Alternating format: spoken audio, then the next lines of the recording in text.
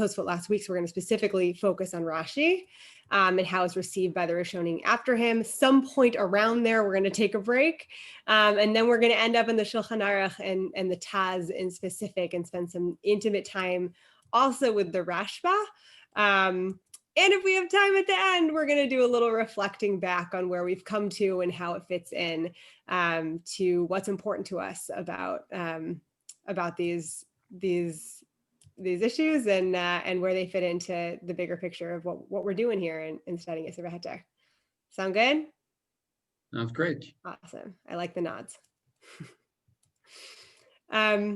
Okay, I just want to do a quick check before we start so that we don't have to do the thing where I'm like, will anyone volunteer to read? And then like the same one person is like, fine, I'll read again.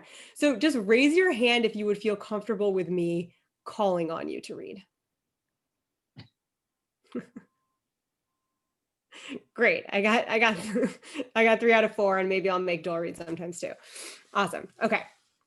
So now you can't say I didn't warn you. Okay, so let's start with the intuition question. So this is a question I posed to you in the Marmakomot. Joel did not raise his hand. Joel, this is not a democracy. I don't know if you noticed, but democracy is slowly eroding. But it's coming back. Sure it is. Things remain to be seen. So all of these questions aside, just thinking back to the learning that you've done till now about the concept of bittul and shishim and tam. What's the calculus of shishim keneged ha'isser about? Meaning, what does it accomplish? Because we're talking about today calculating shishim. What counts toward that shishim? So before we talk about what counts, what's shishim about? What do we remember from what we've seen so far? Why do we need shishim? What does it accomplish? It's not a trick question,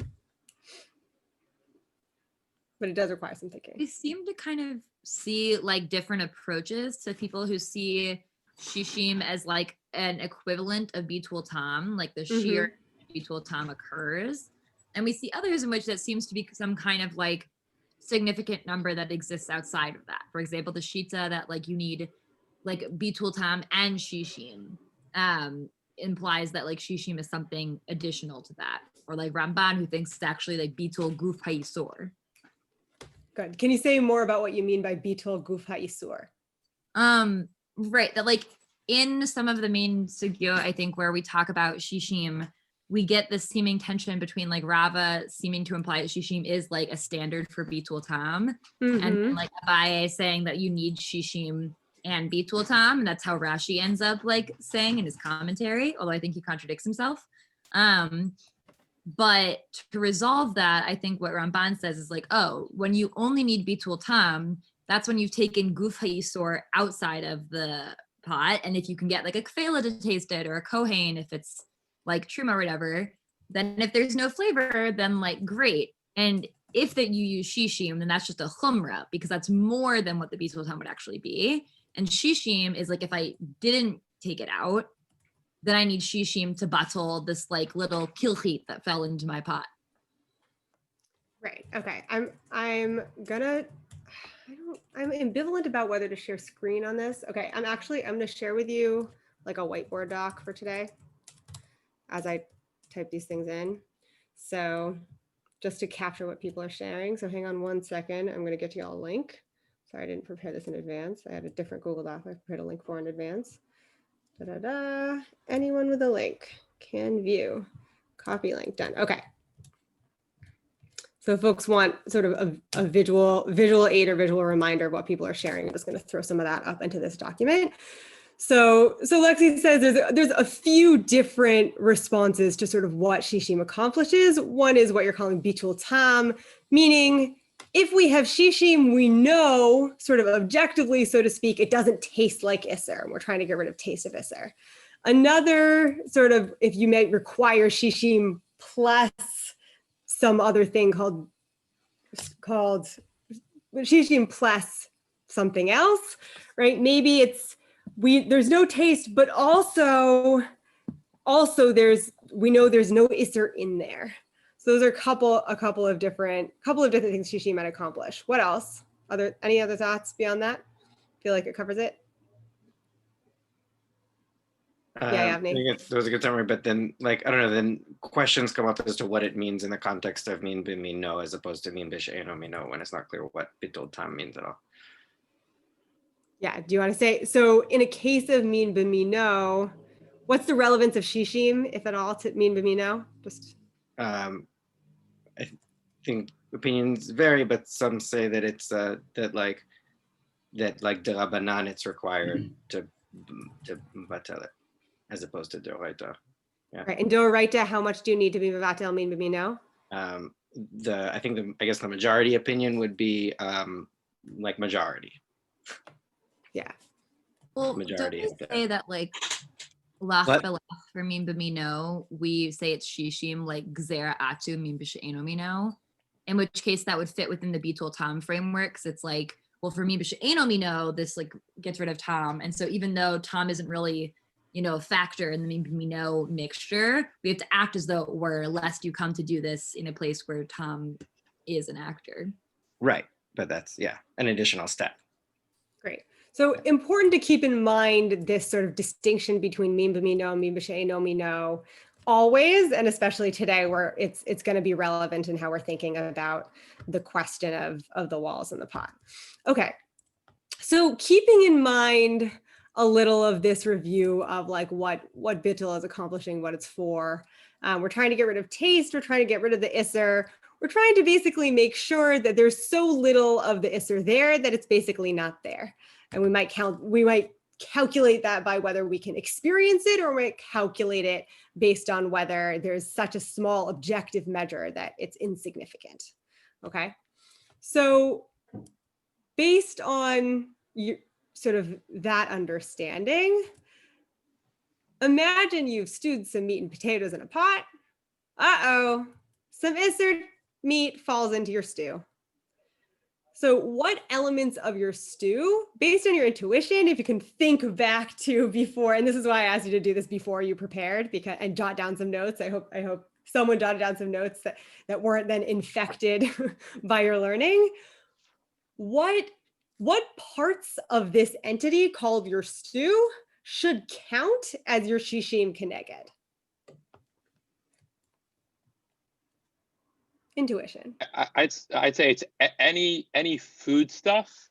Again, this is based on my notes, not based on after. Great, but great. Any food stuff that are not neutral. Okay.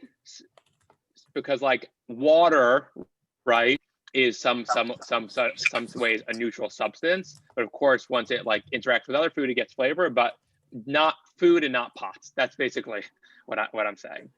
But Okay, all so food that's in the pot. Food stuff that is, okay, you said two things, sorry. You said food stuff, not neutral. And then water, but water you said is neutral? Water is neutral until you then interact it with other things, and then it doesn't become neutral anymore, because like you put even like a drop of lime or lemon into a glass of water, it automatically takes on that persona. Though I guess there's a question of, do you even count the water in that case, or you just count the little drop of lemon? But I'm thinking in the area of food alone, and no pots. Okay, so no pot. Someone wanna either throw their weight behind this, offer another reason, or offer an alternative suggestion? Go ahead, Yavni. The way I framed it in my mind was like things that give flavor, and which I think is similar to what Noah was saying, and then like question mark whether it's things that give different flavor from the isul, like doing like when you say meat and potatoes, and then there's like isul meat that goes in, are we just counting the potatoes, or are we also counting the meat? Well, so what if I've got, and this, I mean, falls back into our mean conversation, but if I've got isser meat and heter meat, presumably they give the same amount, right? Do I count? I think Kule Alma, we agree, or I mean, I'll ask just from your intuition, should the heter meat count against the isser meat? That's where like I feel like I have a lot less intuition around what is going on with the mean bimino case. But yes. I Good. guess. So something begins to get sticky as we get into the question of what's exactly battling here. If it's taste, then I feel confused. If it's substance, then perhaps yes. Right.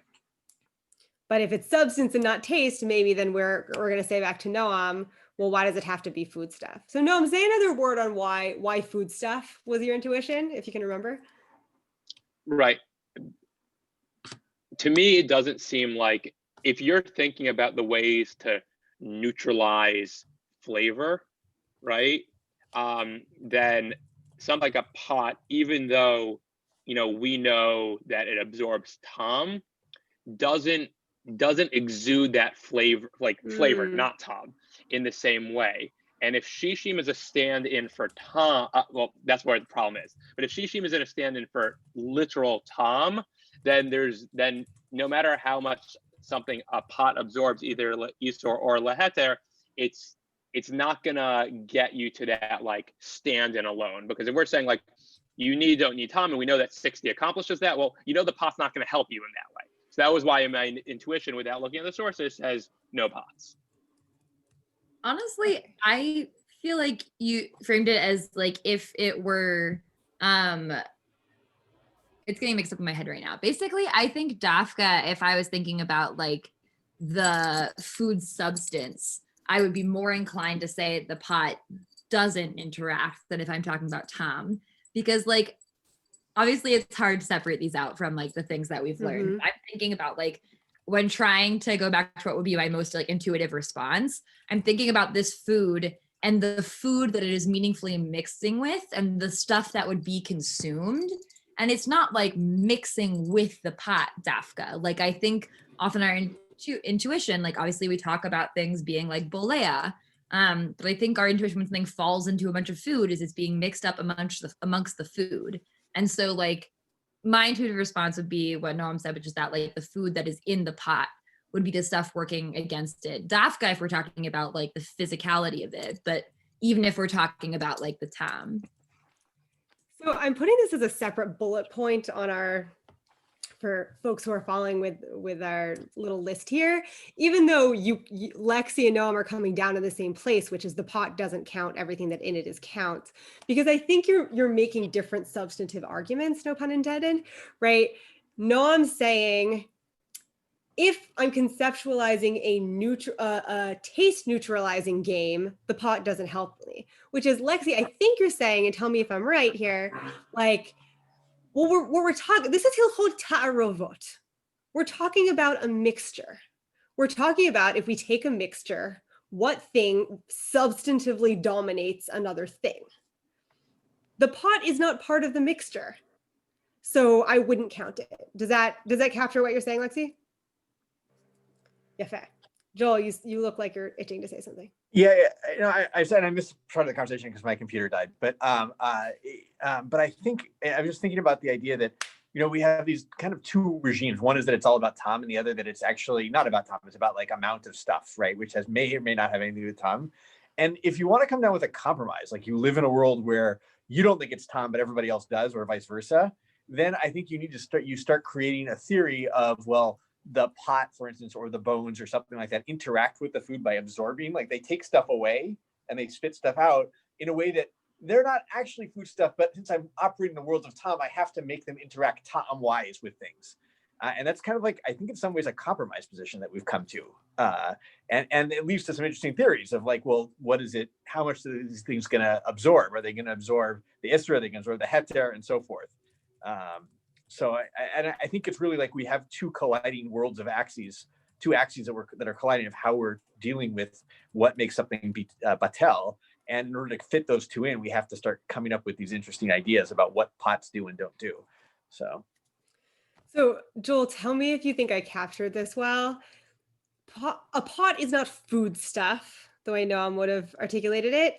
But in Tom world, we conceive of items as ta'am carriers or not ta'am carriers. And the pot, while it doesn't generate its own ta'am, although that is a question we should return to, right? It is a ta'am carrier, and a ta'am carrier is relevant to the mixture. Yeah, I mean, we could also flip it the other way and say, if you are in a world that's not about time, it's about, like just stuff, right? Substances, what's there, then you could actually start to, but you feel also like, I just don't want to give up Tom at the same time. Like there's something important to that. Mm. Then you can start creating the idea that a pot is a Tom carrier. That's the way to kind of approach it that way. So this is, I'm giving like a shita here, or like an instinct based on the idea of like, we know the law, what we don't know is the mitzvah of the law, and then we're Yes, like putting that and on after. You're jumping Yeah. the gun, of course, Joel, because your intuition has been colored by your It has, learning. it has, yeah. But I think the question of not wanting to give up the ta'am is language I want to return to. I want us to keep it in mind. And some of the things, so let's just hold this intuition with us. We're going to loop back to it in the end and see, in fact, where does our intuition match or not match what ends up, where we end up going la halacha, and what are the motivators that the poskim as readers and as people who walk around in the world and presume, what are the motivators that get them where they arrive to, and therefore get us to the halacha we arrive to. Okay, so that's in the realm of intuition. We're going to move to the Gemara in Chulin. Would it be helpful if I shared the Gemara on my screen, or neutral? People have it in front of them. Just give me a thumbs up if you have the Gemara. Great. Okay, so I'm not going to share my screen so I can see all your faces. So let's see. Oh, Noam wasn't here when I asked who would feel comfortable if I called on them randomly. He feels So, comfortable. To punish him, I will call on him to read the Gemara. Yeah, no problem. I had a meeting that ran late, but let me just get it No open. worries.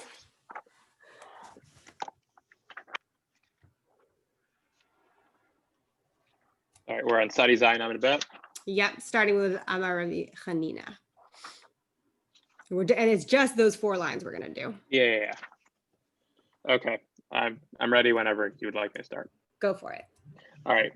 Amar Rabbi Chanina, Kishehen Misharin Berotev Uvakifa Uvachatichot Uvakadera.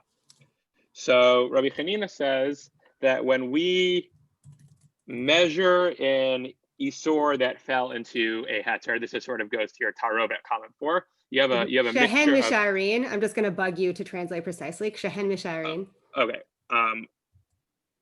When they measure.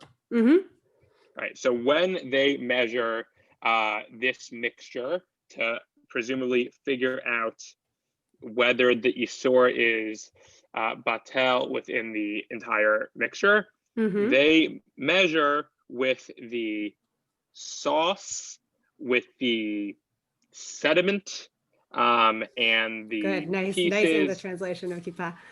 Yeah, well, the thin pieces that are like kind of like the crunchy stuff, not crunchy, but like the gross. thick That pieces, right? in modern Hebrew you would call it the jifa on the side of the pot.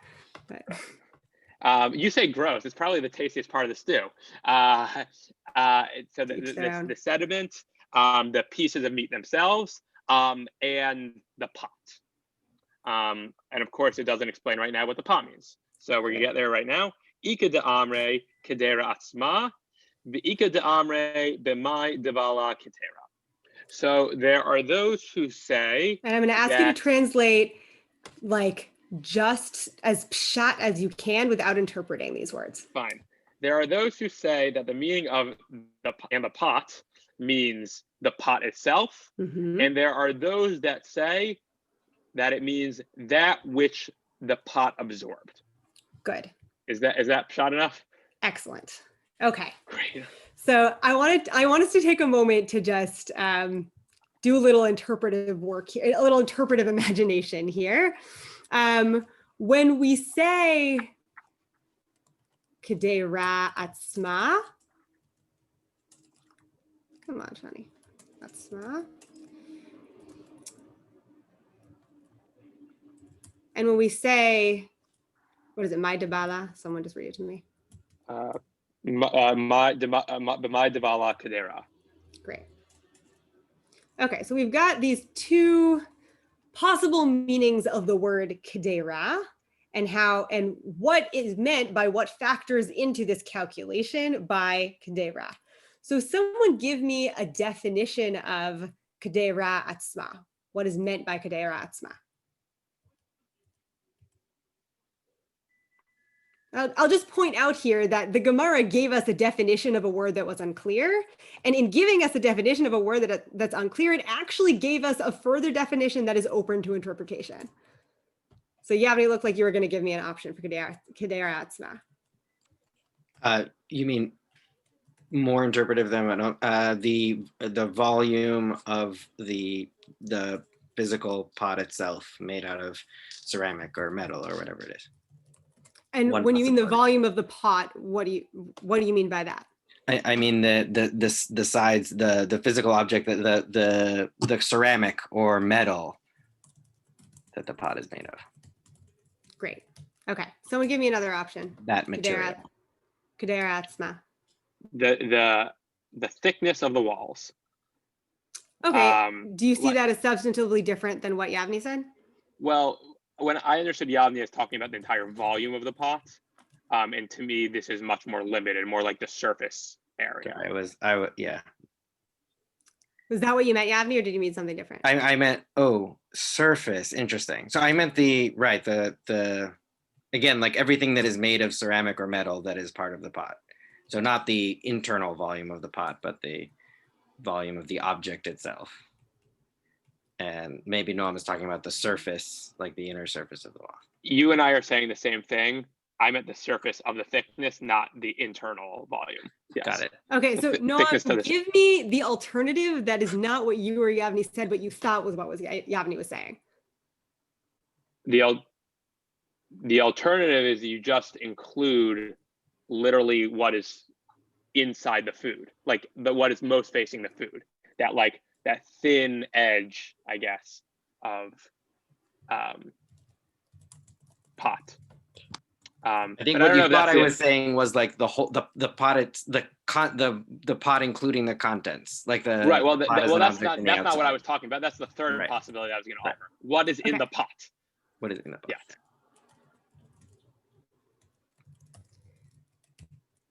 And when we say, if we're going to say that third option, we measure by what is in the pot, as opposed to what? Someone else give me an as opposed to what? As opposed to what the pot. Wait. As opposed to what is in the walls of the pot. Aha, great. Okay, so now we get into our definitions of my Dabala Kedera. Right. Okay, so there's one, I should have done this in like a chart form, but sorry, that ship has sailed. You envision it in your heads, draw it in your notebook, send it to me later. What is in the, I'll color code, don't worry. Okay, what is in the pot? Is anyone here colorblind? Just want to make sure it's okay to use red. Okay. What is in the pot versus what the walls of the pot absorbed. Now notice how different that is than the volume of the sides versus, no, so what would be if we said the volume of the sides, like the thickness of the walls, like someone said. So what's the my Dabala Kedera in that case? We'll make this blue. The amount of Isser that was absorbed into those walls, but not like the volume of the walls themselves, just the volume of what we think went into it. But not Isser Dafka. Probably had to. Yeah. Food. Yeah. We're just going to call it food substance for now. Maybe we're going to call it Tom. But is it food substance or is it taste? The amount of blank, we're going to call it stuff. I mean, I think it is substance to the extent that if we think we can measure it, we think it has some kind of amount. Fair, but we also measure time, don't we? Yeah. We do, but we do that with ratios, meaning that we think it has a certain like quantifiable amount. But that's what we're doing here too. We're also doing a ratio. Right. So this is where we get into ta'am being something they think is and is not quantifiable. Also in the way that we say, for example, something can change form to ta'am form if you blend it up.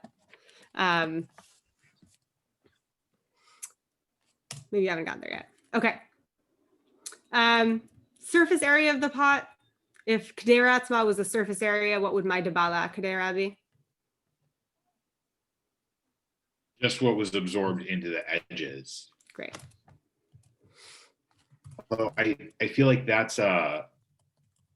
feels like a stretch here, which is to say, I feel like saying, okay, if it's only like the sides of the pot or like the surface area of the pot becomes an issue, because I think it would be difficult to distinguish between what gets absorbed into the surface area of the pot versus the entire pot itself. Because at this point in time, as far as I know, any pots that they have are going to be made out of one substance.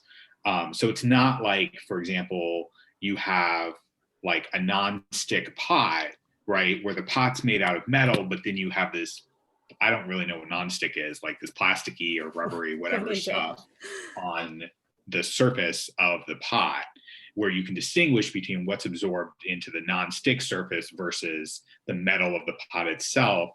So I feel like this kind of rules out the possibility that we're talking about surface area.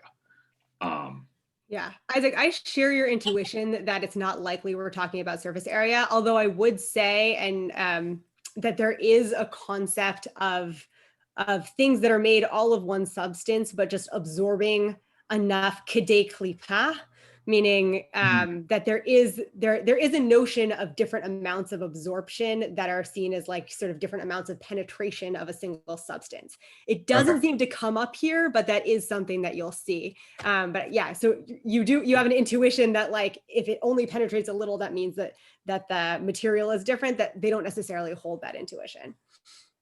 Joel, is that what you were going to say or something else? No, I was going to say, I mean, this is kind of just the way everyone goes with it is like, it could be like something that you could just measure, right? You put, food in a pot, you cook it, you see how much less food there is now. I mean, some of it obviously is going to boil off and so forth like that, but it could just be we've lost some of the food. Some of it must be in the pot itself. And you can just measure how much stuff is in the pot.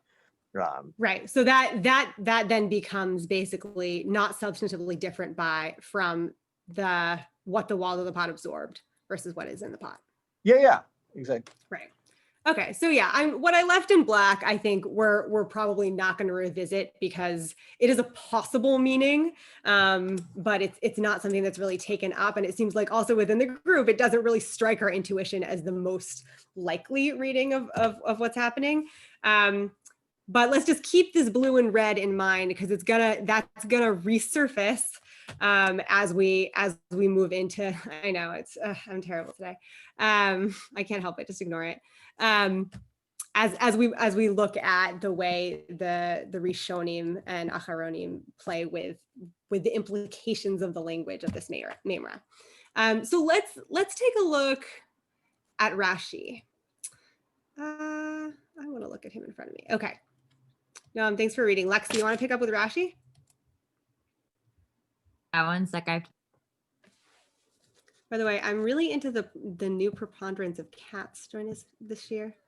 Definitely adds a layer. Lexi, you're muted. You're finding it. She's getting there.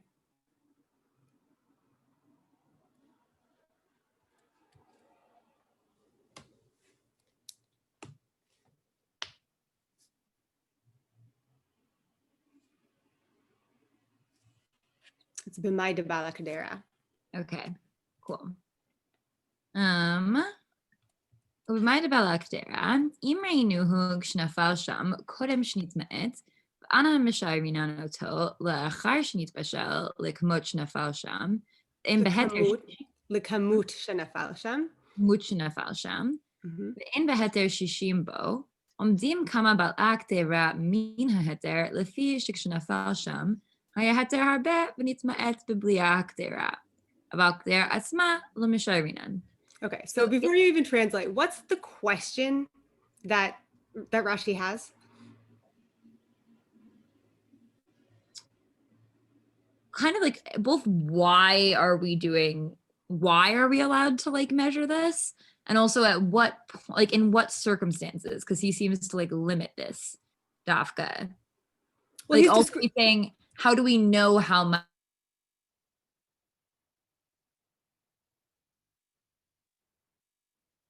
now? So that's how we're able to measure the like difference in size. Great. So you basically summarize, but just give like a little more detail. What's the scenario? What's the play-by-play of what's happened in this scenario Rashi's describing?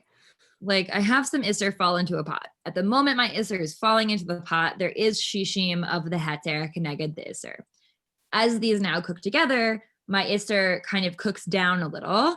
My heter cooks down a little. And the pot absorbs some of the heter. And so now when I would come to measure it after having cooked it, I don't have shishim of the heter keneged the Isser. In that case, if I know how much heter there was, like when the Isser fell in, I can like measure essentially with that amount, assuming that like what is no longer there was absorbed into the walls of the pot. Great.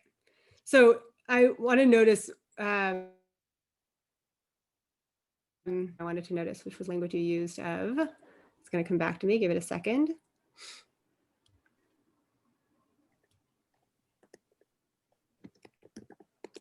I don't remember. If it comes back, it comes back. Okay. But I have a question. Is there another possible meaning of Bala that would not like Rashi? In other words, this is what Bala HaKadera. When is this Blia taking place? Yeah, it could be the stuff that was absorbed beforehand, right? Before you ever use this pot this time. Right. That would be another alternative that Rashi's avoiding saying. You could think that the Blia is like the previous cooking's Blia, and that's what's in the pot. And the Kadera Atzma would be the metal itself, for example, if it was a new pot. And there's no Belia from beforehand. Rashi's saying no. He's saying it's the Belia that's measured because we know it went, the heter went down. Good. So I'm just, Rav Nachman, making like an amendment to our my Debala Kadera definitions on our list here, which is the amount of stuff absorbed by the wall of the pot could be one of several things. Rashi's choice is from the heter that is in the pot now, from the beginning of when we put the heter in until the moment when we've taken the Isser out. Yes? Yes. There's an alternative, kind of by implication suggested by the Tosfot, perhaps, that what we're calculating is, or assuming that there was heter in there before. This is a pot you've used before. So no pot is actually neutral as Noam presented it to us as non-food stuff. There's always something foody locked in there. And that something foody we can count towards the substance that's in the pot. Shani, I want to push that. I think that's what the Tosfot just says. I don't think it's even implied, right? Okay, Joel, say just like outside, give us a summary of the Tosfot. Right, because the Tosfot claims that they say that, right, that is the stuff that had previously been absorbed, the previous heter that was absorbed in the pot, is what it means. It's Mashe Bala Kadera. Good. Okay, great. You're right. That's not even just implied. There's one other thing I want to mention. Lexi translated everything perfectly, except for one point she missed. She didn't translate. I'm sure she understood it, but she didn't. Which is, she says, he says these other words, if we're going to measure the Isser by the size that it was when it came in and not by the size that it is now. In other words, he's only allowing you to use the Kedera walls not in conjunction with using the new smaller size of the Isser, but only if you're being machmir and you're going back to the original size. And as if you want to turn the film backwards and go back in history, then you're going to measure the Isser against its full size, but then the heter will also be expanded by the amount that it went into the walls. But you can't have your cake and eat it too. You can't measure the Isser as its small size now and also use the hectare that's in the walls from before. He won't let, Rashi's not letting you do that, at least at this point. Yeah, yeah. Can I ask a question about that? One thing that wasn't clear to me in this is what Rashi cares about how much was in the pot when the Isur fell in, like was in the pot not absorbed in when the Isur fell in, or is what Rashi cares about like how much is total in there? Like the nafkamina is, does it matter? Like if the thing was cooking for a while and already cooked down and into the sides of the pot when the Isur fell in, does it? Which quantity to use of the heter? Yeah, but you want to read the language of Rashi one more time to see if we can tell, because I'm actually not sure. And if we can't, then let's hold that and see if the Beit Yosef / Rashi's treating of Rashi gives us clues. Sure. במאי דבלק דרה. אם ראינוהו כשנפל שם קודם שנתמעט. Okay, so that, I mean, I guess that answers the question of the case that he's talking We're about. talking about the moment the Isser falls in, we see how much heter is there and how much Isser is there. And then what happens? ואנן משערין אותו לאחר שנתבשל, אותו being the heter. No, the Isser. לכמות שנפל שם, meaning like משערין אותו is the, משערין אותו Tarovet is my assumption. I'm assuming sort of like. No, I think it means the piece that fell in, I think, the Isser. We saw it fall in and we measure, but we're going to measure the Isser even though it shrank to the kamut shenafal sham. Right. We're going to imagine, we're going to remember how big it was when it fell in. Right. That's the way I understood it. Well, משערין אותו לאחר שנתבשל, לכמות שנפל שם. Right. Even though it shrank, we're going to measure it by its full size. Right. Right. So we assume what's happened here is the Isser fell in. It boiled up a little before we noticed it to take it out.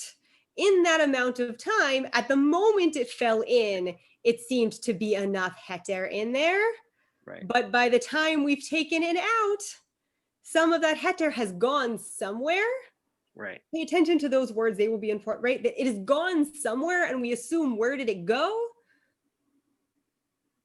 Into the sides of the pot. Into the sides of the pot, still there, still counts. Right. Okay. Lexi, pick up the rest of the Rashi for us. So now we understand Rashi's scenario. Okay. וכיוון דאפליגו לשנה ואיסור דאורייתא היא, אז דינן לחומרה ולא משורינן בגדרה. So because like we have these two different options of what bigdera means, and right concern, we go lechumra, and so okay, like this option of like b'mai balak dera, not bigdera atzma. V'ikar hadavar kamot shehu balefaninu misharin le v'lo misharinan b'mai balak dera mina heter v'visha af mina isor nivla v'nitzma'et mikamot shehi. So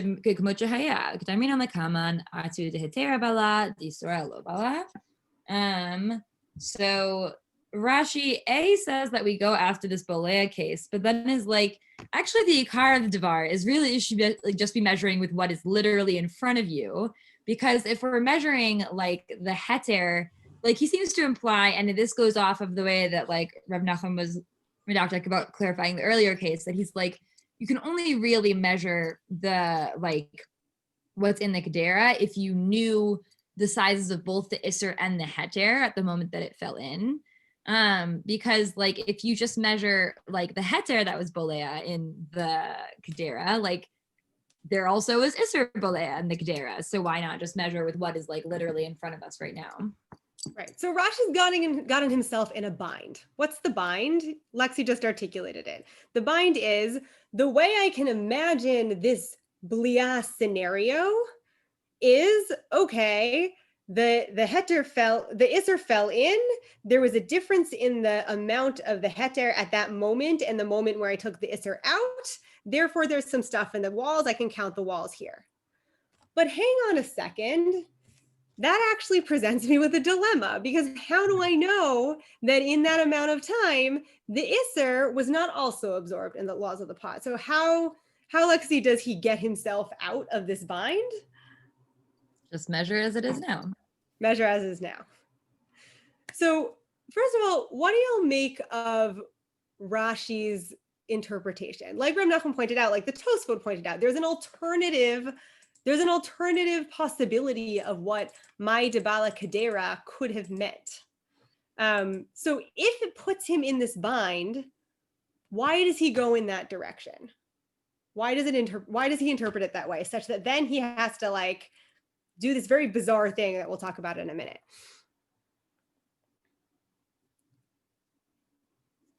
I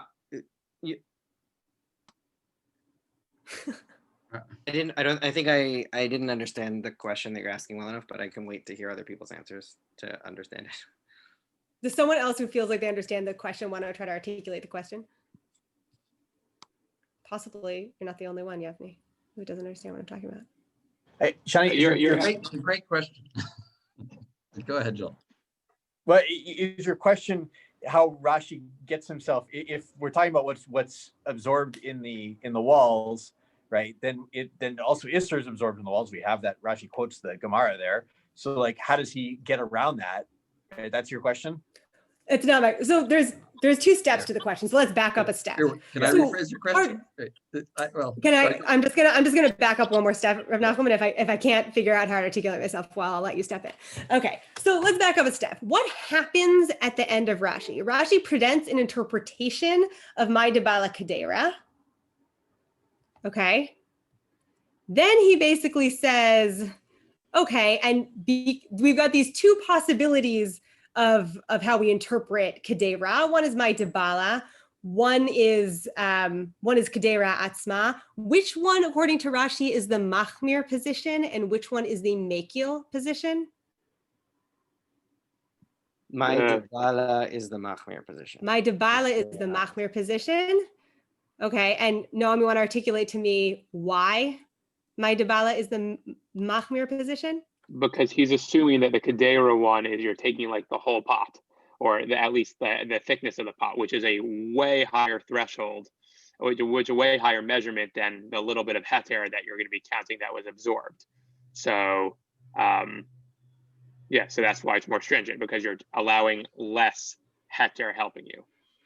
Minyan, that's not why I thought it was a more machmir position. That's one option.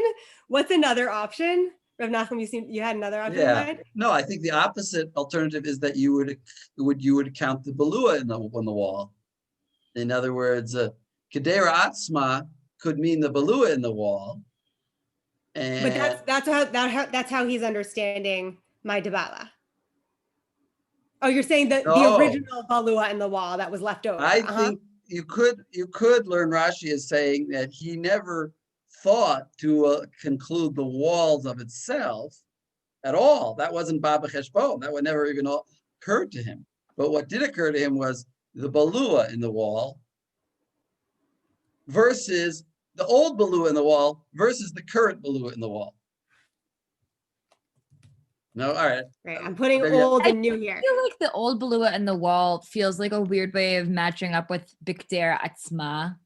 Like that feels like a weird matchup of language. And I get that, like, obviously we already are in this bind by virtue of the like non-clarity of language in both these cases, but Bikder Atzma feels like it implies something about the substance of the Kedera, not Dafka what's in the Kedera. Yeah, okay, okay. So but that works really nicely with the maskana of Rashi, where the maskana is right. You can't measure what was absorbed from the stuff that's in there right now, because we get equal absorption potentially of the heter and isser.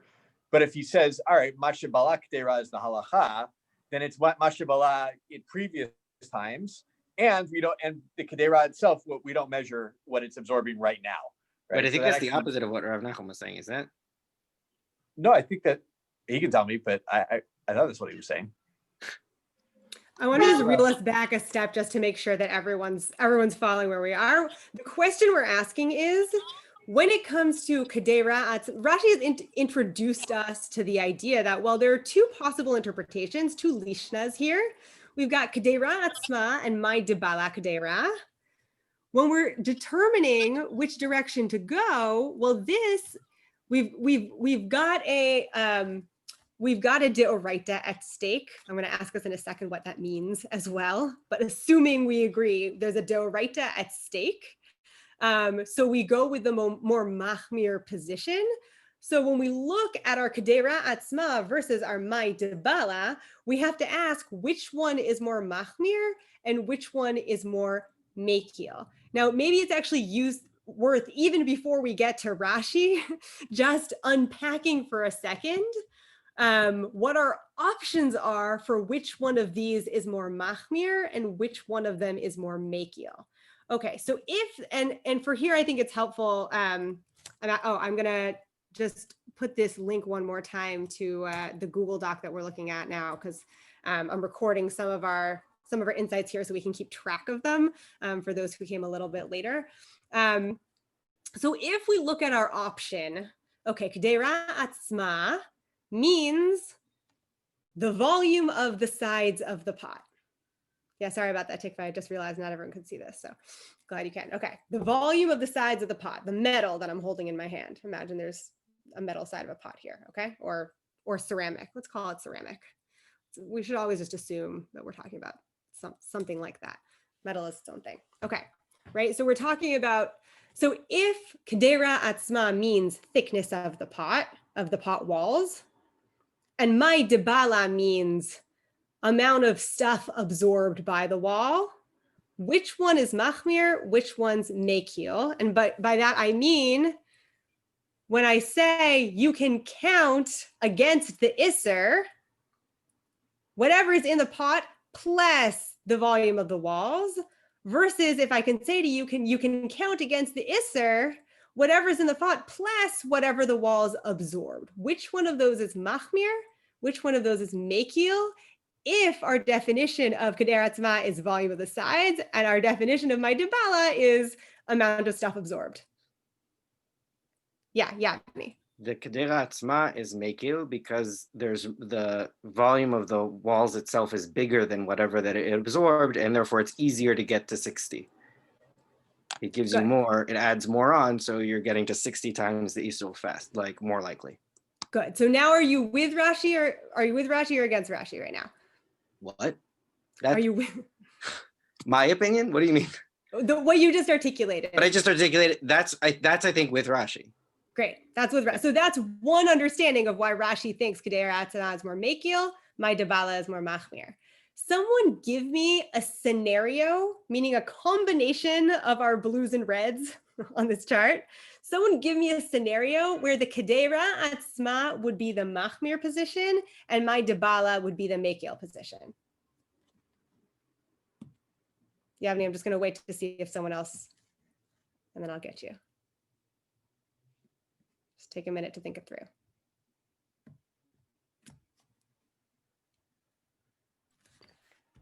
I mean, theoretically, if it reduced really dramatically, but like I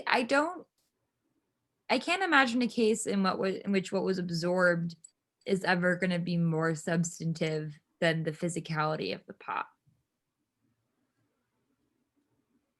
Okay, but we're thinking about just looking at what we articulated. Kedera Atzma could mean the volume of the sides. It could be what is in the pot versus what the walls of the pot absorbed. Yavni, do you have a thought? In what situation? Yeah, if we're defining it according to the red definitions, then Kedera Atzma is more machmir because it's less stuff. We're not adding anything to what's in the pot, and therefore it's harder to get to 60 times the Isur. Whereas if you say Mashe Bala Kedera, that's adding on something that we're guessing is absorbed into the pot. And that makes it easier to get to 60. Nod your head if that made sense to you. Shake it if you're not sure what Yavni's talking about. Joel, do you want to try to re-explain it, or are you going somewhere Well, I else? do, but I have a question about that definition that just Wait. that also. But I mean, the explanation is that when we say right, kederat sma, that's not, we're not talking about anything about absorption in walls. We're not talking about, you know, the size of the pot. We're talking about the physical food you've stuck in the pot, right? Like it's just talking about what am I cooking, right? But I actually like have a problem with that definition, just like because what is it including that wasn't just including berotev kippah v'chatichot, right? Like Good. So I want to get back there. I want to just make sure we're all on the same page about what this possible like reversal of our home run or kula could be. So there is a possibility that if I identify that kedera atzma means what's in the pot, nothing beyond what's in the pot, which by the way is basically the opposite of our blue definition. Yes, our blue definition is what's in the pot plus the substance of the pot itself, right? Versus kedera atzma, like, no, just what's in the pot and nothing else, which means that my dibala kedera, what was absorbed in the walls, is I have more stuff to count against the isser in that case. If I have more stuff to count against the isser, what that means is I'm being makil, because I need less stuff in the pot to allow me to eat that stew. If I have less stuff I'm allowed to count, that means I'm being more machmir, because the ratio of stew to isser is going to, I'm not going to use ratios because I don't understand that language, but I'm going to have more stuff inside the pot itself to battle the isser than if I was allowed to count the pot itself or what was absorbed in its walls. Nod heads if we understand what are two possibilities of what's more machmir, what's more mekil. Good. Okay, now Joel, ask your question again. Yeah, so all right, the question is like, is that a good reading of the Gemara? Right, is really right, because the Gemara lists, oh, I gotta find the line again. It says, right, Kishen mesharim berotev uvakipa uvachatichot uvakdera, right? And so kedera, you'd assume, has to be something on that list that doesn't include the rotev, the kippah, and the chatichot. And so I'm asking, like, when you make a stew, what else is there? That's you know, it sounds like the first three kind of include, you know, everything that you put in your stew. Spices. What was that? Spices. Okay, yeah, you know, it's Good, Jill. It sounds like you're almost answering your own question, which is to say, if I enumerated a bunch of things in my list and then said bakdera, and what I mean is everything in there, the only way that the kedera could mean everything in there is if there's something I didn't list. That, like, in other words, you're reading the Gemara, I calculate the meat, and I calculate the residue, and I calculate the sauce that came out of the meat, and like whatever else I'm not thinking about, also count that as long as it's in the pot. well, yeah. So, but I do want to say, actually, right, if you take out the vav, which is what one of the first ika de amre is, right? I'm going to get into the weeds for a second here, if that's okay, right? You take out the vav, and instead of you read it as, right, berotev v'kippah v'chatichot bakdera, right? That's actually just a statement of mesharina what's much lefanenu, right? That's where we measure what's in front of us now. And when they say, and then there's an ika de amre mashabala kedera, that says we include the vav, right? And that says, yeah, and also the stuff that got absorbed, right? And then actually Rashi makes a lot of sense, right? He's like, we just measure what's in front of us now. That's it. I'm going to read it as, you know, bakdera. Yavi's looking at me like I'm crazy, so maybe I didn't make sense there.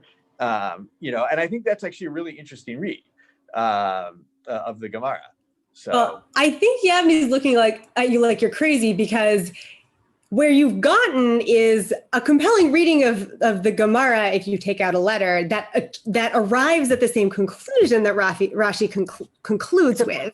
But Rashi takes a very different path to getting there in terms of his reading of the Gemara itself. Well, maybe not, right? Because the Gemara takes out the letter too. It says ikad amre bakdera, not uvakdera, but bakdera, right? And Rashi says that is the machmir position, right? Wait, but I think that's why it's not Rashi's read. I think it is a good read of the Gemara, and I think it's Rashba's read of the Gemara. Good. So we're gonna get there after the break. Not Rashi's read. We're gonna get there after the break. Yes, Okay. I don't think that's Rashi's read. What we're preparing for is to understand Rashi's read and what the alternative could be. That the Rashi, but will get there to this alternative, or he offers the alternative. It's not clear that that's his read. But so okay, so now I'm going to come back to my question. So, and then we're going to take a break. So Rashi has said to us, okay, here's my scenario. My scenario is I've taken the blue pill here. Okay, hold on, I'm pulling up there we go. I've taken my blue pill, right? The Kedera Atzma means, maybe it means the walls of the pot. I think it means the walls of the pot. Rav Nachum, or I mean, it could mean also, who was saying, no one was saying maybe it means like the whole, like everything that's in, like the whole volume of everything there. Whatever Kedera Atzma means, right? That would be Mekil. I'm allowing too much to be counted against the Isser. We got to go with the Machmir position. That's my Debala. And my understanding of, and now I have to ask myself, well, what does it mean to count what was absorbed by the pot? I'm describing to you a situation where, a little of the Isser fell in, and we calculate how much of the heter was there until we took it out when like a little bit had left. And then Rashi says, but oy vavoy, then what happens? Actually, we can't really tell that there was no Isser absorbed in the walls as well. And so in fact, everything I just told you, forget about. What we should really do is just look at what's there in front of us. Now, this is sort of bizarre to me because what has Rashi effectively done? He's super limited where this is applicable. He's completely basically removed it, right? By saying that we just look at what's in front of us and that's what we calculate. We've completely sort of erased having the walls or what they've absorbed be involved in anything. In other words, we're neither counting the walls nor what the walls absorb. We have to remove not just the vav from Uba Kedera, but the whole word. the whole word Kedera. We're not going to count the Kedera. We're just not going to count the Kedera. Exactly. That's a really good way of putting it, Rav Nachum. So the question is, what is motivating him to basically to read the Kedera in a way that ultimately makes him decide we just have to get rid of this whole thing, right? He's backed himself into a corner where then he just basically eliminates the Memra. And I think to get at that, I want us to look quickly before we take a break in 5 minutes, just look quickly at the Gemara that he quotes on the next page. So take a moment and turn to Ayin Chet Amud Aleph. Sorry, Tzadi Chet Amud Aleph.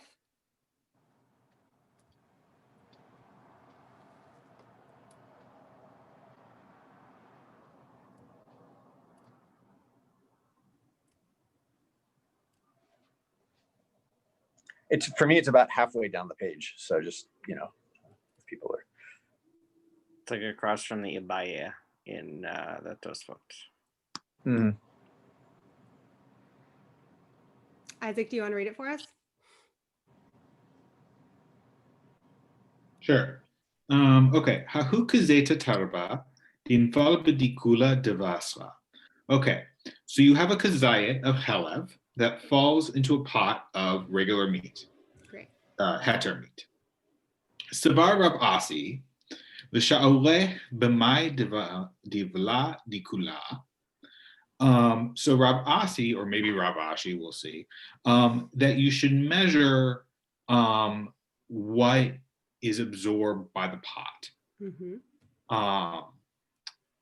Now, whether that means towards the Easter or towards the Heter is not 100% clear. Amri le Rabbanan la Rab Ashi, atu de Hetera bala de Isura labala. So Rabbanan say to Rab Ashi / Rab Asi, wait, like you're saying the Heter is absorbed, but the Easter isn't? Like that's absurd. You can't simply say like, oh, okay, the walls of the pot absorb this Heter, and so now we count that towards the 60. Like if it absorbs the one, it has to absorb the other. Great, perfect. So what is the relationship between this little memra, right? These 4 lines. If you read these and then you read the lines in our Gemara, what arises? You have any? Is that a hand? This is this is a kushia on the previous one, at least how Rashi reads it. Yeah. And can you say what the kushia is? Oh, what about the, like, if you're measuring the heter that was absorbed into the sides, what about the asul that was absorbed into the sides? Great. And Noam? Yeah, that Rav Asi whatever affiliates with the second Lishna, right? Which Rashi then says we have to go by that because in my understanding, it's the Machmir opinion dealing with biblical things. The problem is this Gemara right here rejects that understanding. So Rashi can't both say we go by the second Lishna and then also have a Gemara that says we seem to reject that because Rabbanan have the last word here. Right. Now, let's just focus for a moment on the Rabbanan. How are the Rabbanan reading Rav Asi or Rav Ashi? Now, there's Rav Ashi says, L'shir b'mai divala dikula. Now, like, as we've talked about, what the pot absorbed can mean a whole number of things. But the Rabbanan's response indicate that they think they know what it means. Right. So they think that what he means is that whatever amount of heter got absorbed into the walls of the pot will be counted towards the 60. Right. But maybe he meant both the amount of heter and the amount of iser. Or that even if he meant just the amount of heter, their response to him is, ha ha, cute idea, but you can't determine that there was only heter and not iser absorbed in the walls. So I think what's happening in Rashi is that he's looking at what's presented by these 4 lines on the next page, and he says, okay, well, an interpretation of what if I'm looking for my interpretation of what my Dibala Kadera means, I can look on Ayin, where are we now? Tzadi Chet Amud Aleph. You notice I mix up my Ayins and Tzadiks. We can look at Tzadi Chet Amud Aleph and we can say, I have an available interpretation. The Rabbanan reply to Rav Ashi, sounds like you, Rav Ashi, think that it means the heter absorbed in the walls. But the only place I have an interpretation of my Dibala, I also have a refutation of my Dibala and saying, you can't use that because we actually don't know how much heter is there. So I think actually this dialogue is replicated in Rashi's own interpretation on our page. First, he's going to say, my Dibala means what was absorbed from the heter that was in that pot right now. Then I have this problem, but what if Isser was also absorbed there? And so I have to ultimately conclude, let's just marginalize basically what we learn. If I was to look for a support, by the way, for my arguing that Rashi had marginalized what we had learned that in fact, like neutralized it, or what did Rabbi Nachum say? Just took out the word Kedera at all. Where would I look for support for that?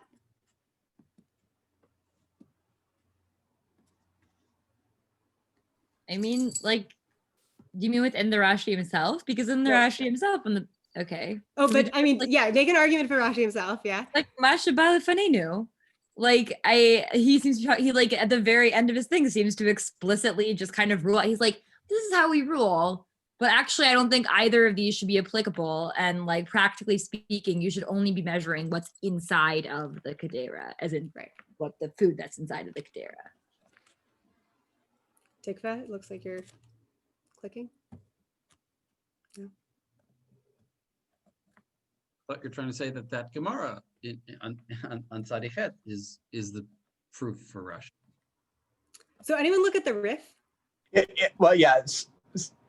Joel, are you looking at the riff right now? I was looking at it before. Yeah, it's but it's hard to say that the riff is proof for Rashi. I think. I don't think right? it's proof. Yeah, it's not Yeah. proof for Rashi, but I'm saying like a good support for, in fact, this being like a legit thing to do, which is to say like, I think maybe we should just marginalize this lahalacha, which is what happens in the riff, Joel. Well, the riff takes it out, and then it's like the whole, like the Bach tries to put it back in the riff, so that's why we have I think that's how we end up with a parenthetical in the riff. My version at least has a parenthetical in there. But if you look at the Haggadah Bach, he says, well, what about this? But yeah. So I'm trying to remember if it's the Rashba or the Beit Yosef, someone might remember, doesn't have that parenthetical in their riff and says that the riff actually just takes it out altogether. Yeah. No, I think that's what I said. The Bach tries to put it back in. So the Bach is much later than either the Rashba or the Beit Yosef. So fun fact, does anyone know the like time-wise Rashi and the riff, like how much they overlapped? I mean, the riff was mostly in the 11th century and Rashi mostly in the 12th, right? Rashi dies in 1105. He's 1040, 1105. Rashi's dates are Like, 1040 to 1105. So they actually die around the same time, but the riff was Lives a long time. 93. Yeah. And Rashi was 65. So actually, Rashi's born about 30 years later than the riff, but they actually live a lot of their lives at the same time.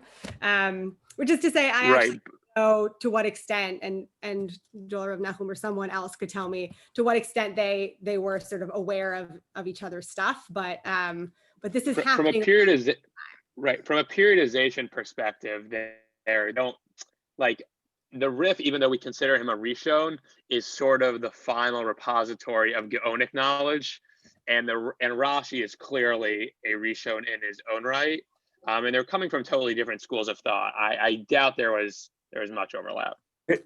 I have to know. I think Shama Friedman wrote a paper that I haven't read yet where he makes a claim that the Rambam got a hold of Rashi at the very end of his life. Cool. Not very end, but like towards the end. But like the general idea, I think that we've always held is that really the Ashkenazi school and the Sephardi school didn't really know each other at that point in time. Right, and yeah, when you say got a hold of, you mean like got some of his content because he had already died, right? Supposedly, I haven't read it inside. Someone sent it to me that I think the claim is that the Rambam, because we have some of the Rambam's hand edits on the Mishnah Torah, for instance, like that he made some hand edits based on having seen Rashi. But I don't know if it's, like as I said, I haven't seen it. It's written by a really great scholar, but so. Great. So, which is all to say, they probably didn't see each other, but these ideas, this is sort of percolating in not that far of a time distance, and they seem to have come to a similar conclusion, which is this is not the way we go lahalacha. We don't involve the pot itself or what it absorbed at all. We look at what's lefanenu. We're going to take a 5 to 6 minute break. We're going to come back at 17 after the hour, and we're going to see how this comes down to us lahalacha.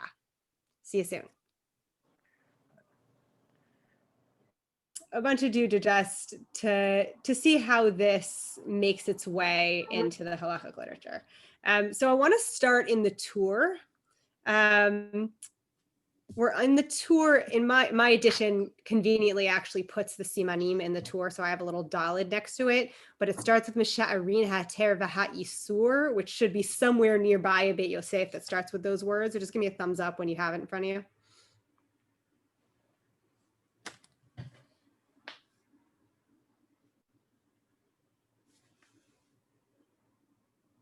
Great, Noam's got it.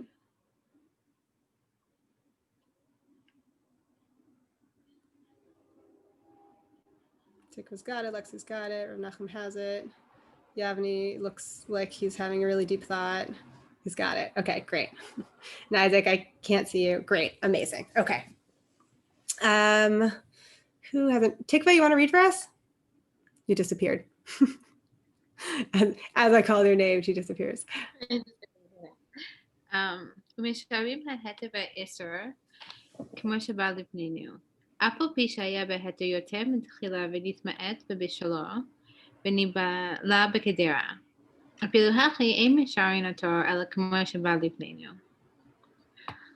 Okay, so we are measuring the heter and the iser, like Rashi was saying, as it is before us, even though there was more before and it's lessened as it was cooking and it was absorbed into the pot, we're still measuring it as it is before us. Right. Why? Because the Isra has also been absorbed into the pot, so it's also lessened. And I guess they're assuming to the same degree. So we measure both of them as they are before us. Okay, so what's happened here? Who is this? This is Rashi. This is Rashi. Yeah. So we both get, I mean, it's almost a better Rashi than Rashi. We both like sort of undercover get what Rashi says it's not ultimately, right? Even though we can say it reduced, we could say it went into the thing, we just do the way it looks right in front of us. Okay. It's not really a better Rashi than Rashi. This goes back to Yavni's point about whether Rashi is focusing as a commentator or as a posek, meaning I think in Rashi's commenting hat, he needed to actually take us through the process, because if you just look at the local source of Tzadi Zayin Amud Bet, like his reading is actually pretty compelling, right? And then as soon as at the end where he's like, wait, I don't want anyone to paskin based on that, like he then like pulls back. So that pulling back is what we get on the Torah. Right. So we get Rashi with his posek hat on here in the Torah. Good. Okay. Why does Rashi paskin like that? He says what? Because of the Gemara in Tzadi Chet. Well, it's because it's a Disur Deraita. That's why he's positing it like that. Because he has two lishnas, and he has to take the more machmir one. That's all. And his whole explanation was for he has two lishnas. He takes the more machmir one, and then in his interpretation of the machmir one, basically determines he can't actually like make the calculation, and therefore just eliminates both options. So, like, yes, I guess it's like. He had to stop at the Deoraita along the way, but ultimately he removes like all yeah. Right. I'm not sure. Maybe you're right. How to integrate the Deoraita, but it may yet arise. So let's hear the Rashba Tikva. Okay, so I'm just thinking. So with Rashi's saying you would judge in all cases, even if you knew the measurements from beforehand, you would still judge based on what's in front of you, even though in that case, in the Gemara, really you could, if you knew the measurements beforehand, you could technically measure from beforehand. Sorry, I guess the question I'm really getting is there's a possible case where you would end up being mako by measuring by what's in front of you if there was more absorbed from. If the Isser got really small. Yeah, if they're being absorbed at different rates, like Rashi is not always, but he's saying in any case, either way, just forget about that first case. Even if you know the measurements to begin with, you should always be thinking about what's in front of you. Yeah, that's a really interesting point, which is actually a challenge to the Gemara, to the second Gemara we saw, right? Where the Rabbanan get the last word. What are you talking about? You can count what's the heter in the side of the pot against it. There might also be isser in the side of the pot. What no one determines is like, oh, we assume, and this is why I heard you make like sort of an editorial comment, like, oh, we assume they're absorbed at the same rate or like at the same amount, which is actually not something the Gemara ever tells us. So you're saying there is a possibility that actually looking at what's in front of us, we could be missing some isser absorbed in the pot that we're just like forgetting about that it's there. Which I am wondering, Tikva, if that actually speaks to part of like Rashi's anxiety here about not wanting to, and this is Joel's language from earlier this year, not wanting to let go of what's balua. Like he essentially removes the category of balua, but like but it's still there. He needs to explain through it. The tour seems to like need to bring it in. even though they're ruling against it, they don't really want to forget about the possibility. And that might actually, what you bring up actually might speak to why they continue to feel like they don't want us to forget there's like the possibility something was absorbed in the sides. Great, bring us through. Okay. בהרשב"א כתב יש אומרים שעומדים כמה בלם מן ההתר בקדרה ומצטרף עם ההתר. So there are people who say that you do combine what was observed from the heter in the pot with what the heter that's still in the pot, that's like not absorbed. And he's naming specifically the Rashba, which we'll come back to.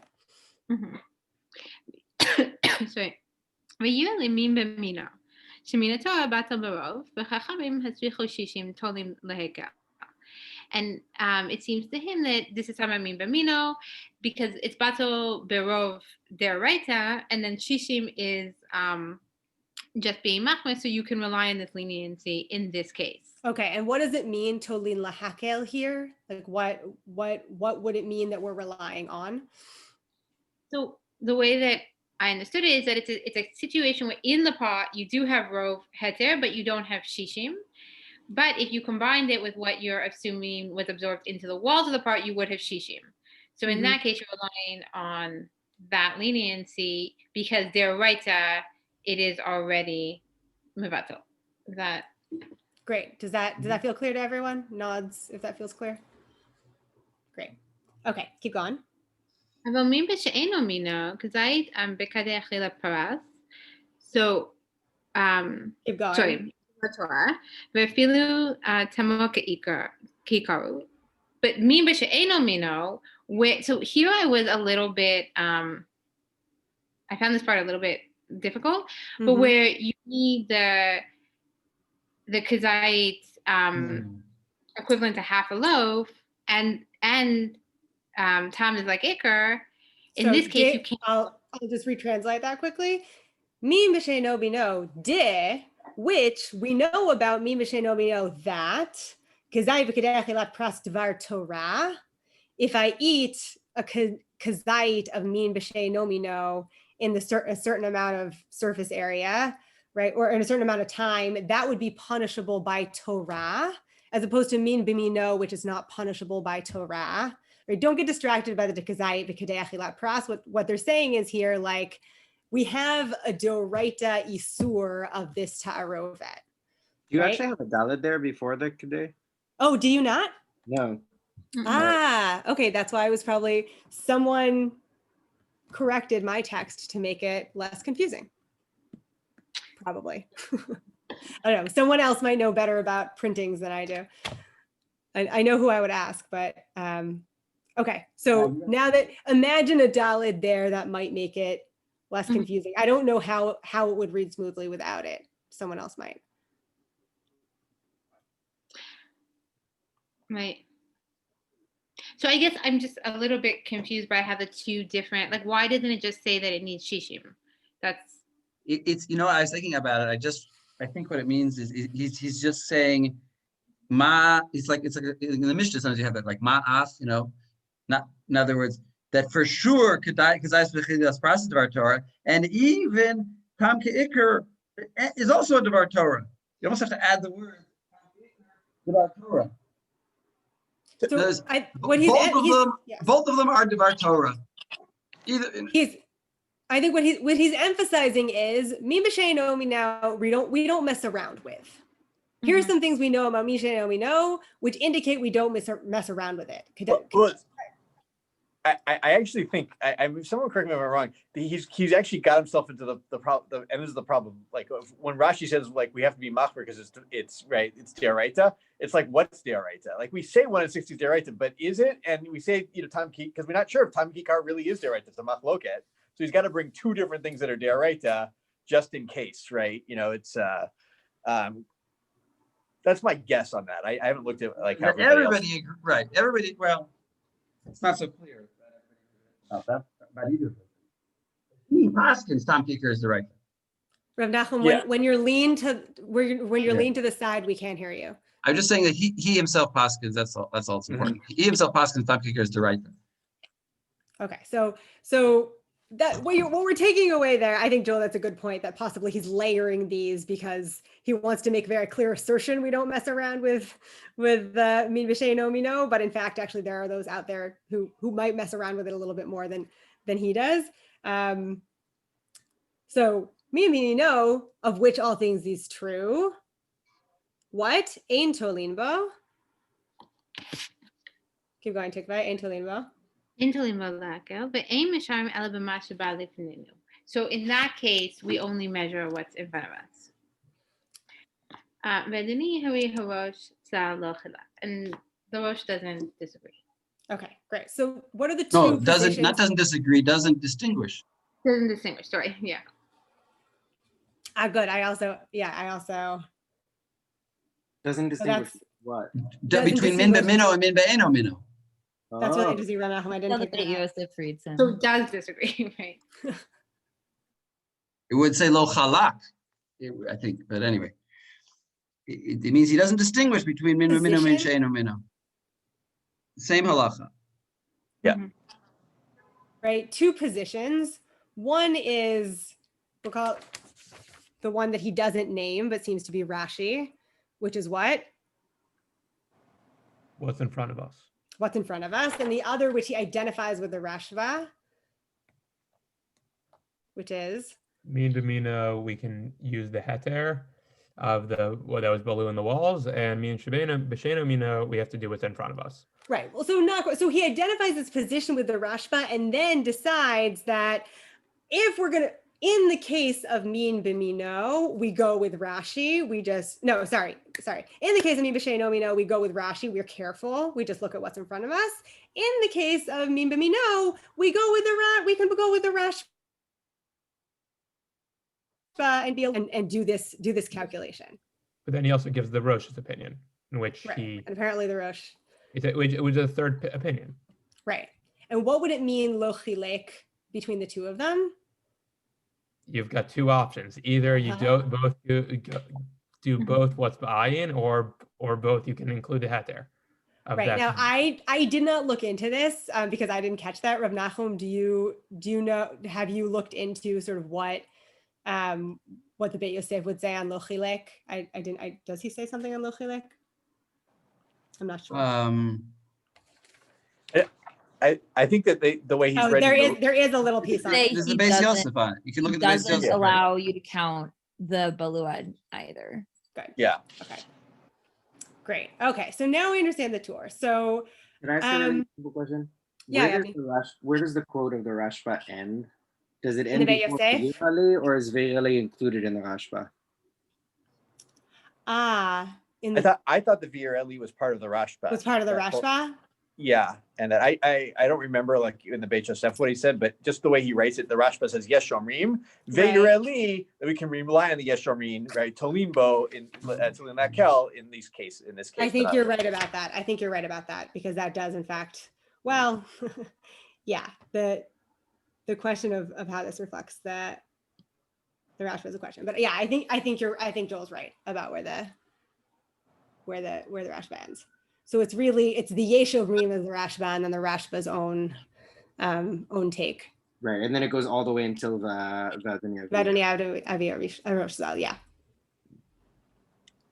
Okay. But that Beis Yosef is interesting. The Beis Yosef says that he disagrees with the tour and he thinks that really Rashi and the Rashba would agree with that you could be Mekel in Mimino. Do you want to take us there briefly, Rav Nachum, to where the Beit Yosef says that? It's just on that thing. It's Masha Katav Rabbeinu Adoni Avi Zal Lo Chilek Datol Omar Shema'achar Shepasach Stam V'lo. And here's what he said: "Quote Delo Misharina B'Maide Bala Kedera. We don't count. Rather we don't count what it absorbed. Rather we count what's in front of us. V'lo Chilek Bein Min B'Mino the Min B'Sheino Mino." Mashma desvirale de'en lechalek beneihem, and you don't distinguish between them, and rather you should paskin like Rashi and never count what's balua in it.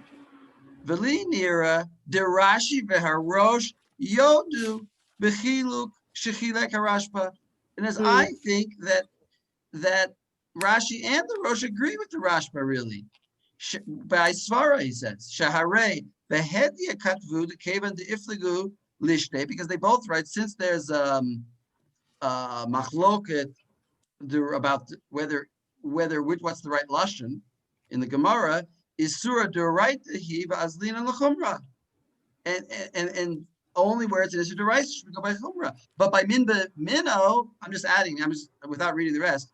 Min b'mino is not issue deraita if as long as there's rov. And so why shouldn't they be mechalik? Why shouldn't they be makil there? In other words, he sees that Rashi should be makil if it's min b'mino. It's kind of Joel was sort of saying this about Sadichet. In other words, yeah, that's all. I don't want to take away from your share. More than I already have. only adding, no taking away.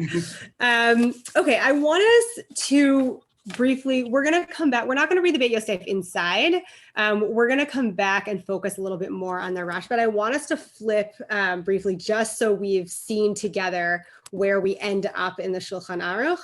We're going to look at a little Taz, and then we're going to spend the little time that remains with a little closer look at the Rashba. So give me a thumbs up when you're in the Shulchan Aruch. We're going to start with, we're just going to do Shulchan Aruch Daled, and we're going to look at the Taz there.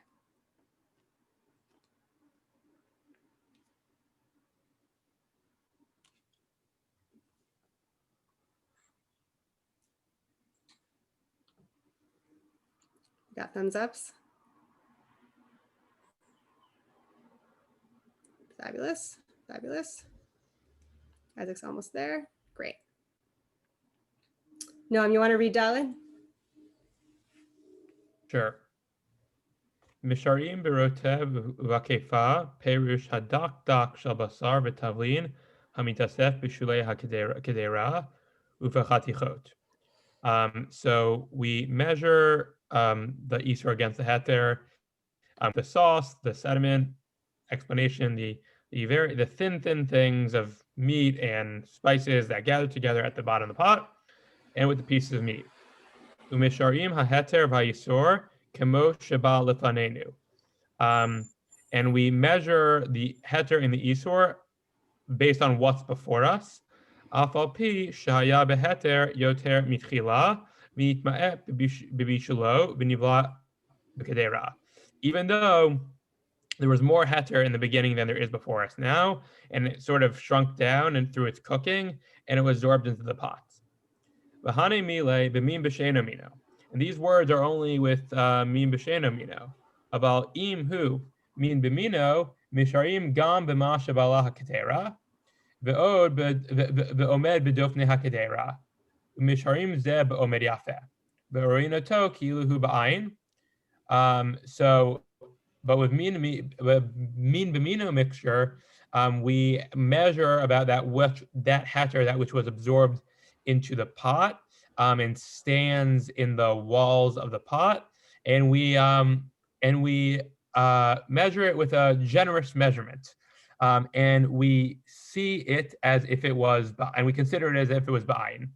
Aval ma shechala ve'avad mechamat ha'or eino mitzaref shezeh kala legamrei.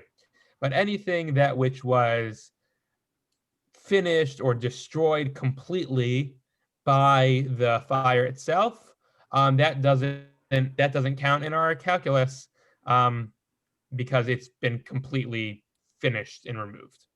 Okay, great.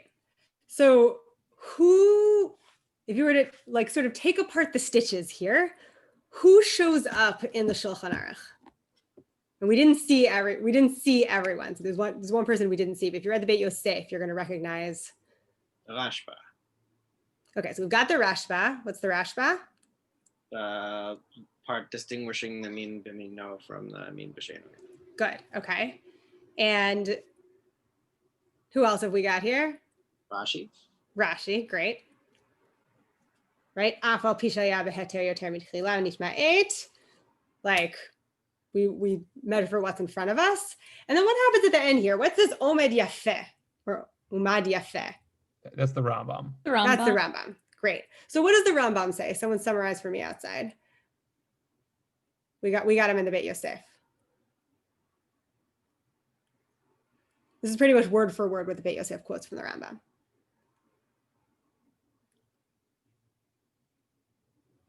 Is it silent because it doesn't make sense?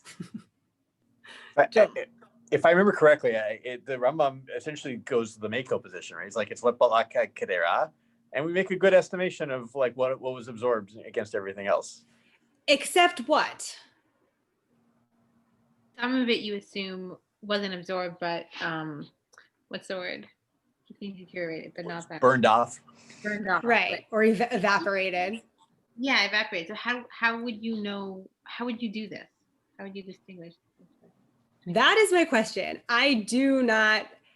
My feeling about the Rambam is like Rashi's wringing his hands. Like Rashi's like, oh boy, I know some of it went off. I assume it went into the pot. I don't know how much. I don't know how much is there. I don't know what had there. The Rambam's like, listen, don't worry about it. Don't worry about it. Like, yeah, eyeball it. Give it a good eyeball. You can figure it out. But also, whatever just burned off, you don't assume that's in the side of the pot. It's just gone. Yeah, Joel. Well, no, I was thinking like if there's a lid on the pot, right? You're not losing anything, or you're losing very little, right? You know, you can. There are different situations where you can know, like I'm not losing anything in this case. It must have all absorbed if there's a less volume. Where you do lose some, like how on earth are you supposed to measure what was bolea? Like to guesstimate the amount that you lost in like steam or whatever, and the amount that was absorbed in the pot. I feel like this is where Rav Landis would say like, they knew their pots really well. Like these are people food. They're not measuring with cups. You can't absorb into the walls of the pot more than the volume of the metal itself, for sure. In fact, right? It can't be more than that, and it'll be less than that. So we do have a kind of a range. So the place where the Rambam would be important is like, wait a minute, I've seen that actually more has reduced than the pot even could contain.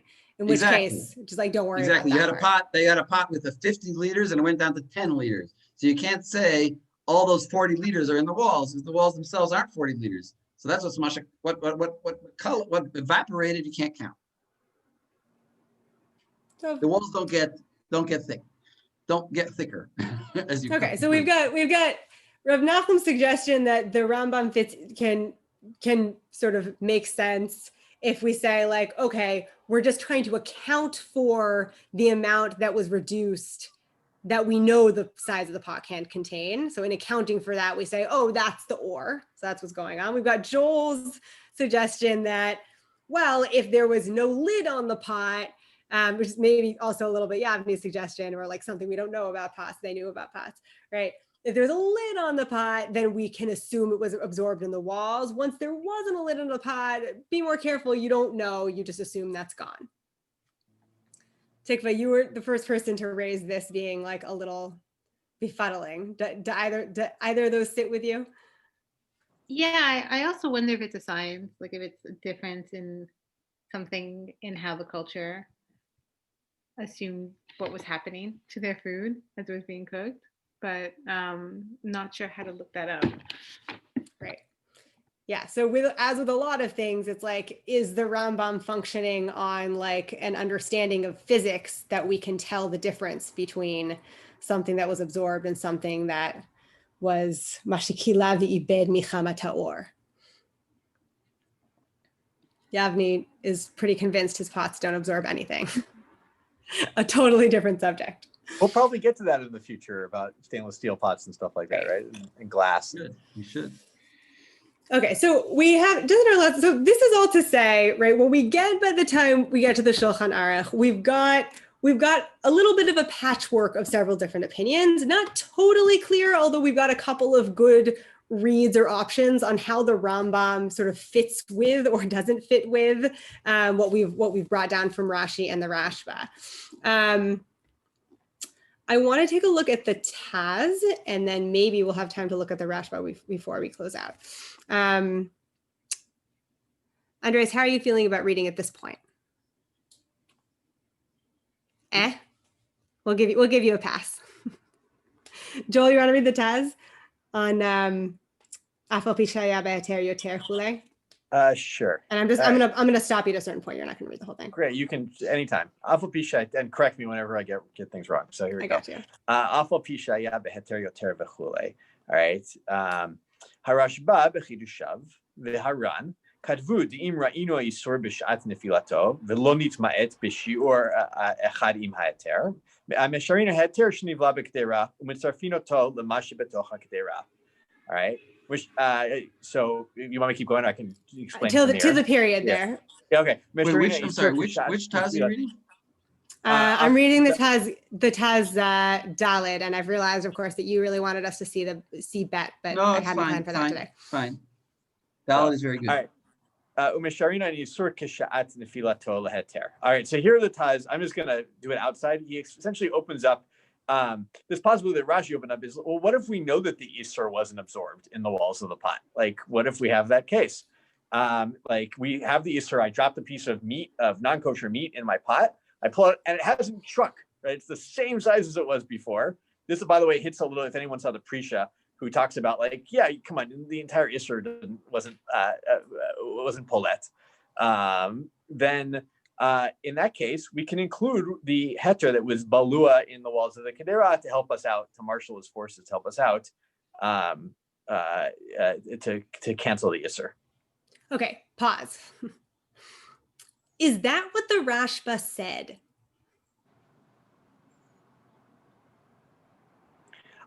I mean, I think it's implied, actually.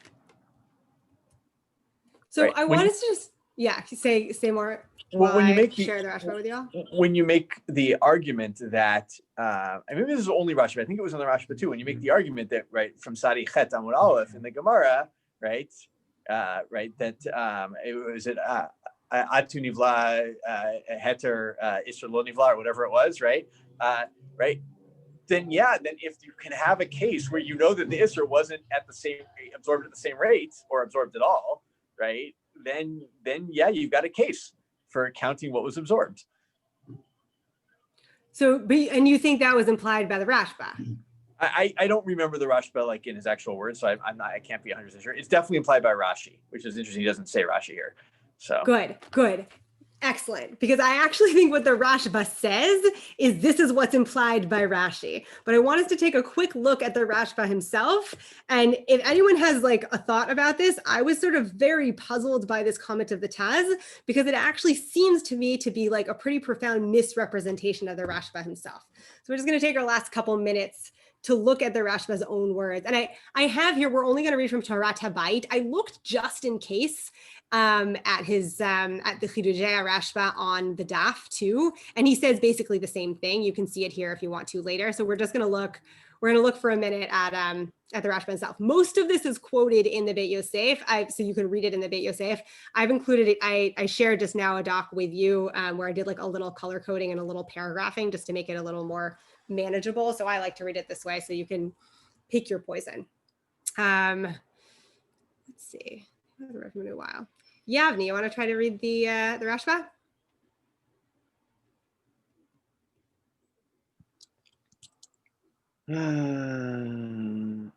כשמשערינן, from the beginning, כשמשערין כיצד משערין, גרסינן בפרק גיד הנשה, אמר רבי חנינא, כשמשערינן משערין ברוטב בכיפה ובחתיכות ובקדרה, אמרי לה בקדרה עצמה, אמרי לה במאי דבלה קדרה. Okay, so this is our Gemara. Right. Just nod heads if we feel like we haven't totally forgotten the Gemara. We don't need Yavni to translate it. Okay. ונראה שרש"י ז"ל מפרש בקדרה עצמה בחרסי, That's my assumption, is Chalsei. חרסי קדרה, ובמאי דבלה קדרה, כגון שנפל שם איסור, ולא נודע שיעורו בשעת נפילתו. וראינו מה שבקדרה, so should I? Yeah. And it seems that Rashi understands this as, it understands Kedera Tzma as the ceramic of the Kedera, and my Bala Kedera, and what the pot swallowed, absorbed as For example, that that Isur fell on it, and it's not known how much. That Okay, sounds like so it's, Is Yeah. that's not the way we, is that the way we read Rashi? that's the way I read Rashi. That's not the way you read Rashi. Right. right. So I'm sure you have someone with you, Rav Nachman, but I've got the Rashba. Yeah. I've got me with me. That's good.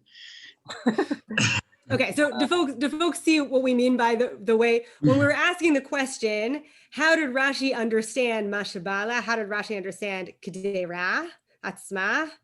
Yavani, just say again quickly, sort of how does the Rashba think Rashi understood those? Rashba thinks that Rashi understood the Kederatzma as the physical object of the pot itself, the ceramic Mhm. thing. No, and you didn't know the size of the piece when it fell in. And I read it. That you No, did that's know the size. relevant for my Debalak Dera. Yeah. What I'm confused about is why he's saying Isur. Why mash kegon shenafal sham Isur velo nada shiuro? Well, that's if it was not, it was a heter. What's the Lono da problem? shiuro bishat nifilato, meaning what the ratio of heter to that iser was, I think, at the moment that it fell in. Okay. וראינו מה Oh, שבקדרה that's בשעת interesting. נפילה. That would Oh, fit to okay. my reading. וראינו מה שבקדרה בשעת נפילה. And we saw what was in the pot and the time that it fell Yeah. in. ועכשיו נצטמק ההיתר מקצת מקצת. ונבלע מקצתו בדופני הקדרה. And now the heter has like shrunk or dried somewhat, and that little bit has been absorbed into the sides of the kedera. Ve'ein bo shishim achshav, and it doesn't have 60 times the isur now. Keneged ha'isur sheba lefaneinu, against the isur that we saw fall in, not the isur that's now present in the pot, the bigger isur. Ve'afilu hachi mesharinan umitztarfin ma shenitztamek ve'bala akdera. And even so, we estimate we estimated against and we include what has disappeared and gotten absorbed into the sides of the pot, min haheter, of the heter, mishat nefila, since the thing fell in, ועד עכשיו אם ועד עכשיו. משעת נפילה ועד עכשיו, from the time that it fell in until now, like what has been absorbed during that time. Mm-hmm. אם מה שנשאר בתוך הקדרה, along with what is left in the pot, like we add that all together to get the 60. Great. אבל בקדרה עצמה, כלומר בחרסה, אין משערים. But in the ceramic of the pot itself, which is to say the ceramic material, we don't include in the estimate. Okay, so the Rashba has now walked us through part one of the Rashi. Rashi's understanding of what my debalak dera means and how this would actually look. Now he's going to analyze part two of Rashi. Should I go on? Yep. וכתב הוא ז"ל, דכיוון דאיפלגי לישנה ואיסורא דאורייתא הוא, אז לינן לחומרא ולא משערינן בקדרה עצמה, which is odd because it's sort of explaining what the previous line was, right? So and Rashi wrote that because it's where we have a difference of opinion and we're talking about an isur d'oraita, we tend to the chumrah, and therefore we don't include the pot itself. Right. ועיקר הדבר כמות שבא לפנינו משערינן ולא משערינן במאי דבלה קדרה. But the essential matter is, exactly what we saw in the Rashi. Should I keep translating or just go through it? Keep going. What? Keep going. Also, you cut yourself off in the middle of the sentence. Okay. Oh, thank you. שבא לפנינו משערינן ולא משערינן במאי דבלה קדרה מן ההיתר, לפי שהאיסור אף הוא נבלע ונתמעט מכמות שהיה. וכדאמרינן לקמן עטו דהיתר הבלה, דאיסור לא בלה, עד כאן. Okay, so this is a quote. That's my red letters are quotation marks there. So this is Rashi ad kan. Right. Now we're going to get, my pink is the Rashba's analysis of Rashi. Yoreh. ונראה שהוא ז"ל דחה תחילה לישנא קמא, מקמא לישנא בתרא, משום דאזלינן בהו לחומרא. Keep going and then translate. לאחר זה דחר אף לישנא בתרא, מדאמרינן לקמן אתו היתרא בלה איסורא ולא בלה, אתו היתרא בלה ואיסורא לא בלה, והילקח לא קיימה לן כאחד מהנהו לשני כלל, אלא כדרך שבא לפנינו משערין ההיתר והאיסור. Okay, so what is the Rashba said that Rashi has done? Exactly what you said that Rashi has done. That he rejected the one language because he rejected the language of the Kedera Atzma because we go by the Chum, because he thinks that's the Mekil one, and then he ended up rejecting both of them because we have this other part of the Gemara that's much more logical. Great. Okay, so you guys are going to be experts in Rashi. I promise I'm making you do this for a reason. Now we're going to get to further analysis from the Rashba. But notice the Rashba has not yet said what he thinks. Okay? Right. Umi umitoch dvarim elu nir'eh. Let's get Isaac to pick up.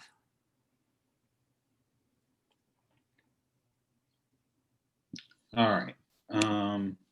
ומיהו מתוך דברים אלו, נראה שהוא ז"ל, מודה שאם ראינו האיסור בשעת נפילתו, ובא לפנינו עכשיו כמות שהיה מתחילתו, ולא נצטמק.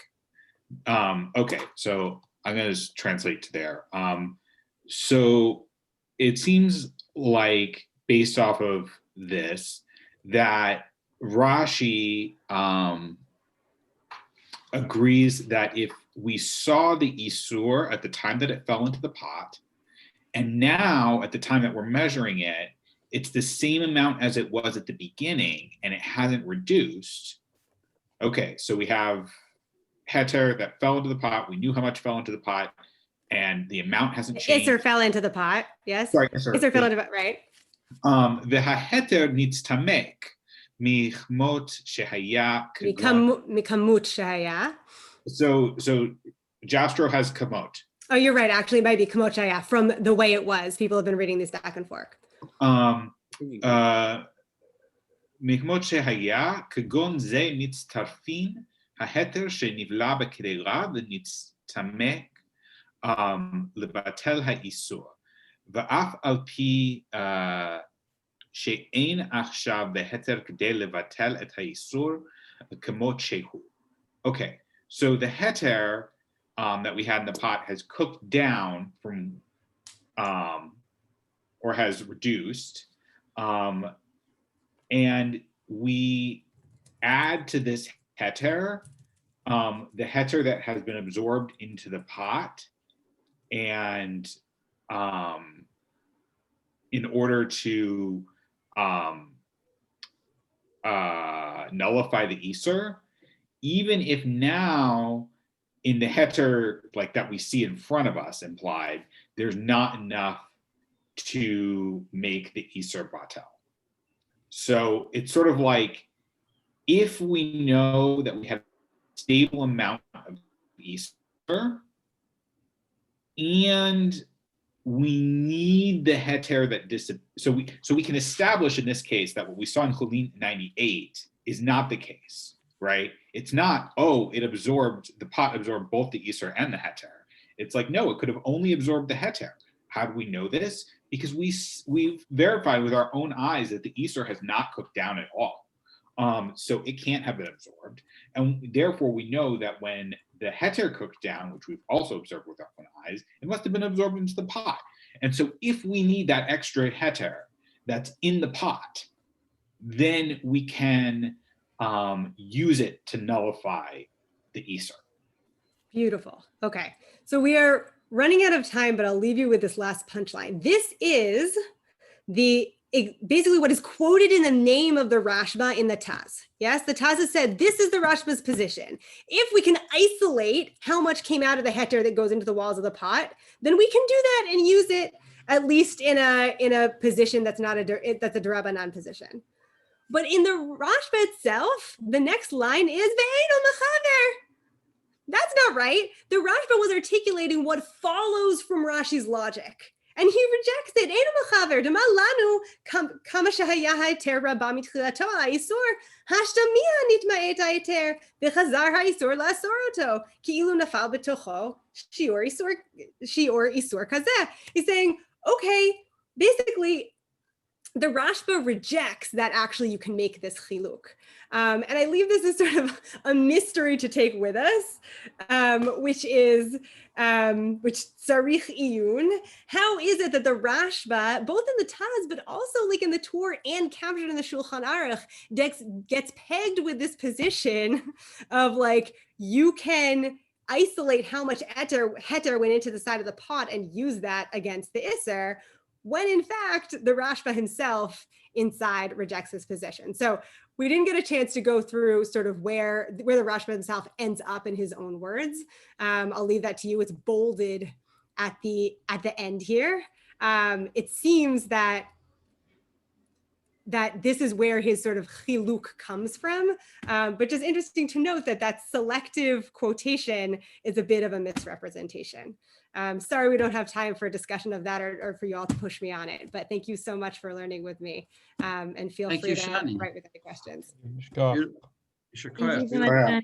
Thanks, everyone. Wow, that's great. Thank you. Did you send out this Rashba, or can you send it? Or can you- I've shared the link, but I'm happy to send Oh. it to the email. Yeah, send it to the group also. It would be nice. Thank you very much. Excellent share. Thank Wonderful. you. Shavua tov. Okay. Shavua tov.